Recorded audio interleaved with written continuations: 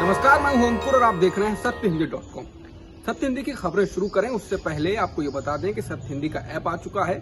उसको डाउनलोड करने के लिए आपको इस वीडियो के डिस्क्रिप्शन में जाना होगा, वहां से आप ऐप डाउनलोड कर सकते हैं। ऐप को आप गूगल प्ले स्टोर से भी डाउनलोड कर सकते हैं। अब एक नजर डाल लेते हैं अब तक की सुर्खियों पर। 7 सितंबर से शुरू होने वाली कांग्रेस की भारत जोड़ो यात्रा को लेकर पार्टी के नेताओं और कार्यकर्ताओं में जबरदस्त उत्साह है। पार्टी के 117 नेता इस यात्रा में शामिल होंगे। 117 यात्रियों में 34 महिलाएं भी हैं। इनमें से सबसे ज्यादा 15 महिलाएं उत्तर प्रदेश से हैं। इसके बाद मध्य प्रदेश से 10 और महाराष्ट्र से 9 महिलाएं हैं। इस यात्रा को निकालने की योजना जून में उदयपुर में हुए कांग्रेस के चिंतन शिविर में बनी थी। यात्रा में शामिल होने वाले नेताओं का चयन जम्मू कश्मीर से लेकर अरुणाचल प्रदेश तक से किया गया है। अरुणाचल प्रदेश से आने वाले आजम जोमला 25 साल के सबसे युवा यात्री हैं। यात्रा में शामिल होने वालों में कांग्रेस मीडिया विभाग के प्रमुख पवन खेड़ा, पंजाब के पूर्व मंत्री विजय इंदर सिंगला, कन्हैया कुमार, अमित कुमार टुन्ना, केरल के पूर्व मुख्यमंत्री ओमन चांडी, बेटे चांडी ओमन, प्रतिभा रघुवंशी, सीताराम लांबा, पूर्व युवा कांग्रेस अध्यक्ष केशव चंद यादव, उत्तराखंड महिला कांग्रेस अध्यक्ष ज्योति रौतेला और AICC संचार विभाग के सचिव वैभव वालिया भी शामिल हैं। यात्रा की अगुवाई करने वाले कांग्रेस के पूर्व अध्यक्ष राहुल गांधी 148 दिन तक चलने वाली यात्रा के दौरान एक शिपिंग कंटेनर के केबिन में रात गुजारेंगे। यात्रा की शुरुआत एक बड़ी रैली के द्वारा होगी।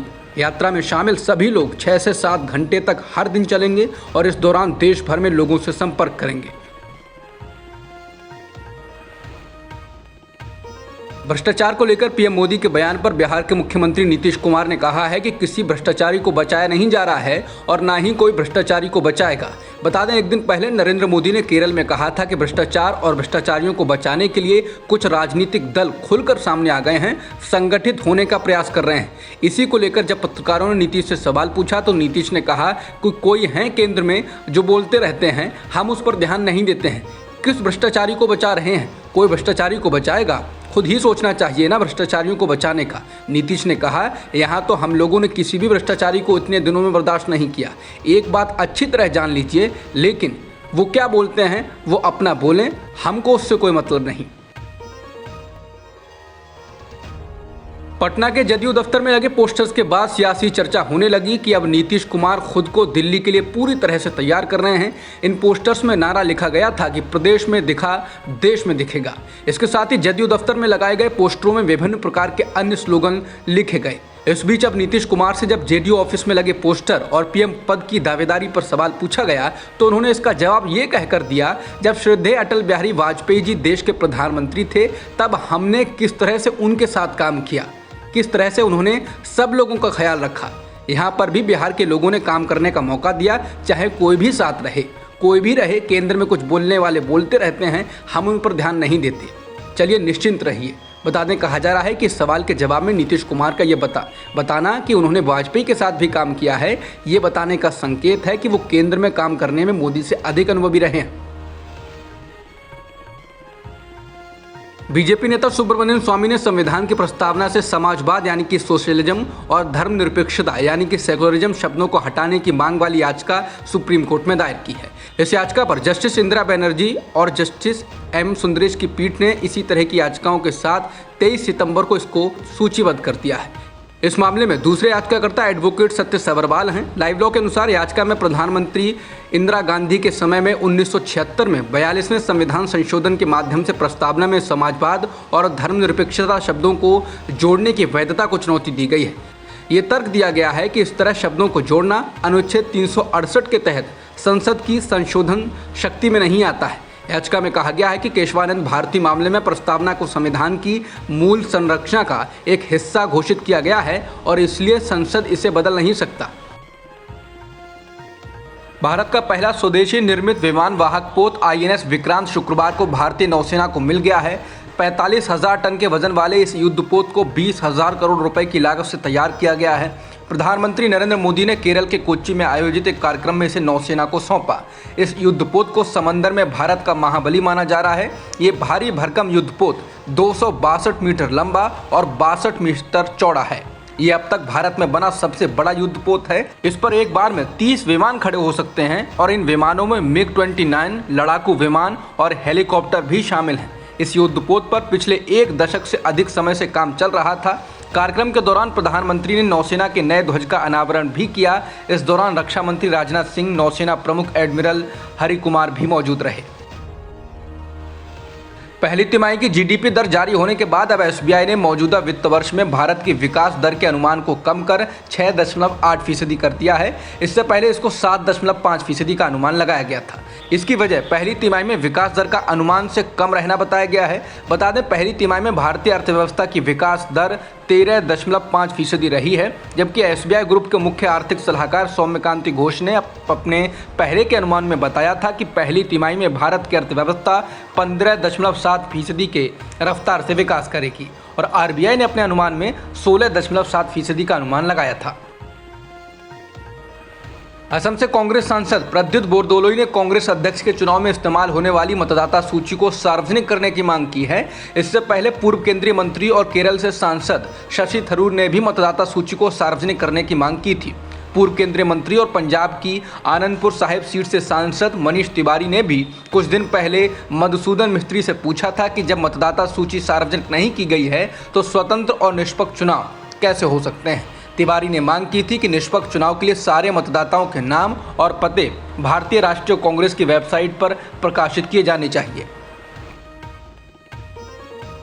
पश्चिम बंगाल की मुख्यमंत्री ममता बनर्जी ने आरएसएस की तारीफ की, जिसके बाद वो कांग्रेस और बाकी दलों के निशाने पर आ गईं।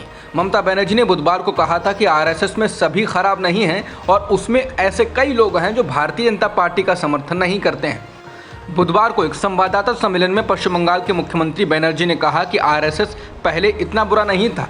मैं नहीं मानती कि आरएसएस बुरा है, फिर भी आरएसएस में कई अच्छे लोग हैं और वो भाजपा का समर्थन नहीं करते हैं। इसके बाद एआईएमआईएम नेता असदुद्दीन ओवैसी ने ममता बनर्जी पर कड़ा हमला बोला। ओवैसी ने कहा कि 2003 में भी उन्होंने आरएसएस को देशभक्त कहा था और बदले में आरएसएस ने उन्हें दुर्गा कहा था। ओवैसी ने कहा कि ममता बनर्जी ने गुजरात दंगों के बाद भी संसद में भाजपा सरकार का बचाव किया था। एआईएमआईएम प्रमुख ने कहा कि उम्मीद है कि टीएमसी के मुस्लिम चेहरे उनकी ईमानदारी और रुख में निरंतरता के लिए सराहना करेंगे। इसके अलावा कांग्रेस के नेता अधीर रंजन चौधरी ने कहा कि ममता पहले भी आरएसएस के प्रति अपना आभार जता चुकी हैं। उन्होंने कहा कि चुनावी लाभ हासिल करने के लिए कभी वो हिंदू रूढ़िवादियों तो कभी मुस्लिमों को रिझाती हैं। ममता एक बार फिर बेनकाब हो गई हैं। अधीर ने कहा ये पहली बार नहीं है जब उन्होंने आरएसएस की सराहना की। उन्होंने 2003 का जिक्र किया जब ममता ने आरएसएस के एक पुस्तक विमोचन कार्यक्रम में भाग लिया था। उन्होंने राज्य में तत्कालीन वाम मोर्चा सरकार को अपदस्थ करने के लिए उसका समर्थन मांगा था। माकपा ने भी ममता की टिप्पणी को लेकर उनकी आलोचना की है। पार्टी की केंद्रीय समिति के सदस्य सुजान चक्रवर्ती ने दावा किया कि उनकी टिप्पणी वाम दल के उस रुख का समर्थन करती है कि वो आरएसएस से ताल्लुक रखती हैं। हालांकि आरएसएस की ओर से आरएसएस प्रदेश महासचिव जिष्णु बसु ने कहा कि ममता बनर्जी ने कहा है कि आरएसएस में कुछ लोग अच्छे हैं। हम उनसे कहना चाहेंगे कि राजनीतिक मतभेद हो सकते हैं, लेकिन इसका मतलब विरोधियों की हत्या करने में राजनीतिक कार्यकर्ताओं को शामिल करना नहीं है।